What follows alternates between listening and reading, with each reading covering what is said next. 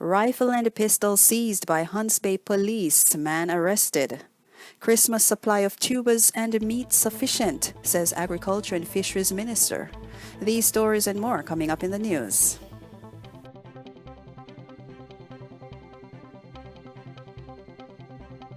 This is the Hummingbird News Channel, where we keep you up to date with news from across Jamaica. Thank you for watching. Please remember to subscribe, like, comment, and share. And now the details. Cops assigned to the Hunts Bay Police today seized 2 firearms and several rounds of ammunition on Tobias Road in Kingston 11. A man was taken into custody in connection with the seizure. The police say that at about 6:50 a.m., a team was on operation in the area when a premises was searched and 2 firearms were seized. They say they recovered a Smith & Wesson .40 pistol with a magazine containing 2 rounds of ammunition and a Warsaw rifle with an empty magazine. The identity of the person taken into custody is being withheld pending further investigation. Agriculture and Fisheries Minister Floyd Green is assuring the country that the food supply chain for the Christmas period remains stable, though challenges abound with crops of vegetable that were severely impacted by recent heavy rains. Green gave the assurance during yesterday's virtual post-cabinet press briefing from Jamaica House in St. Andrew.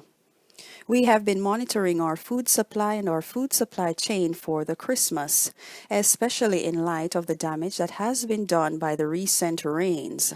The good news is that in relation to our tubers, in relation to our meat products, we do have sufficient supply, he said.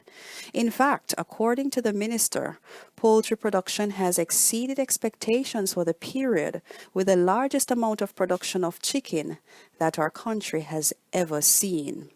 He said, too, that the production levels for the 2 major poultry producers are higher than pre-COVID-19 levels. We do have sufficient supply of pork, and we do have a good supply of another popular thing at Christmas time, which is goat meat.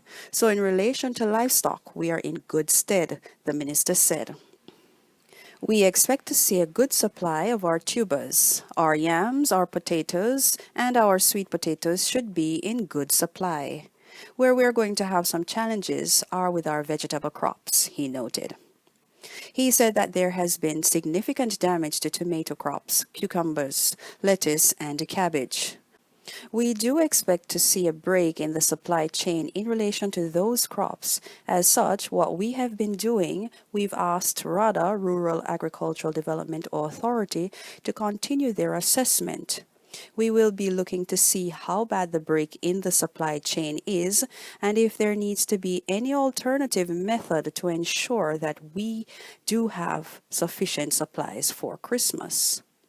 So we are watching very carefully tomatoes, cabbage, lettuce, cantaloupe, squash, zucchini, and cauliflower to see if there needs to be any supplemental supply to ensure that we have sufficient supply for the Christmas, he said. Meanwhile, he again mentioned that 14,000 farmers have been impacted by the recent rains, with the economic loss totaling $2.5 billion. 3,000 hectares of agricultural lands were affected.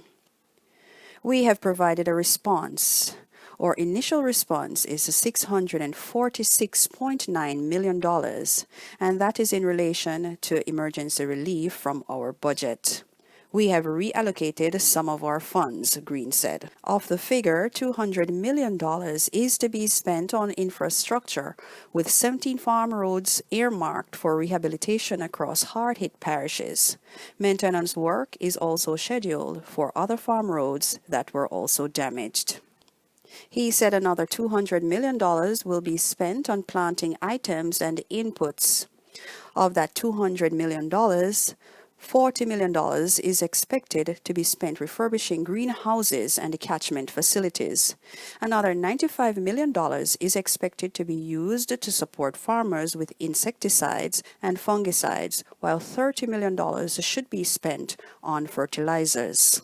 The methodology to get these items to farmers will be a mixed methodology.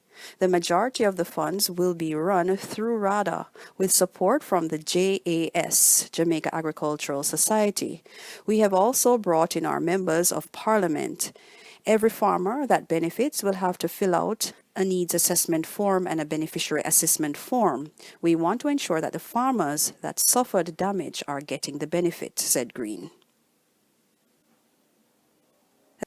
The Wholeness Administration is crafting intervention for men who batter and scar Jamaican women and children, oftentimes leaving the victims burdened by trauma long after the physical wounds have healed.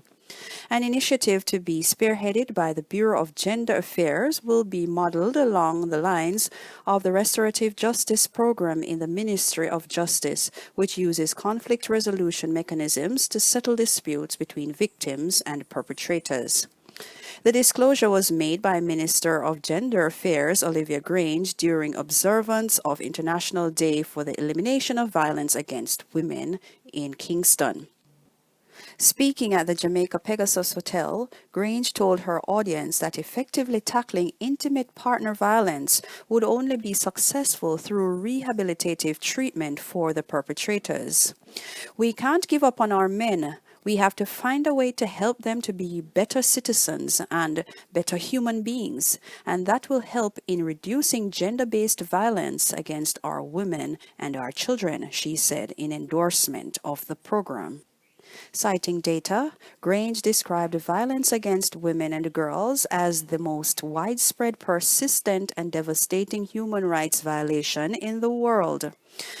1 out of every 4 women in Jamaica has been physically abused or threatened with a weapon by her male partner, Grange said. The same ratio of women in Jamaica have been sexually abused by men who are not their intimate partners.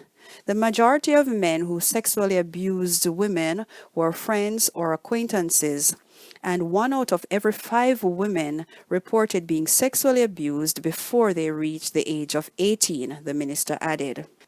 It continues to be a major obstacle to the fulfillment of women's and girls' human rights and occurs worldwide, cutting across all generations, all nationalities, all communities and spheres of our societies, irrespective of age, ethnicity, disability, or other background, Grange said. The total number of COVID-19 cases in Jamaica rose to 10,541 after 53 new cases were recorded over the last 24 hours. The country's death toll also increased to 248 following the death of a 75-year-old man from St. James. According to the Ministry of Health and Wellness, of the newly reported cases, there were 25 males and 28 females with ages ranging from 5 to 87 years. And the parishes in which new cases were recorded are Kingston and St. Andrew 21, St. Anne 8, St. Catherine 8, Trelawny 5, Manchester 5, St. Elizabeth 2, Clarendon 1, Westmoreland 1, St. James 1, and St. Thomas 1.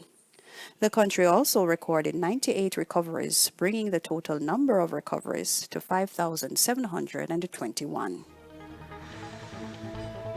This is the Hummingbird News Channel, where we keep you up to date with news from across Jamaica. Thank you for watching. Please remember to subscribe, like, comment, and share.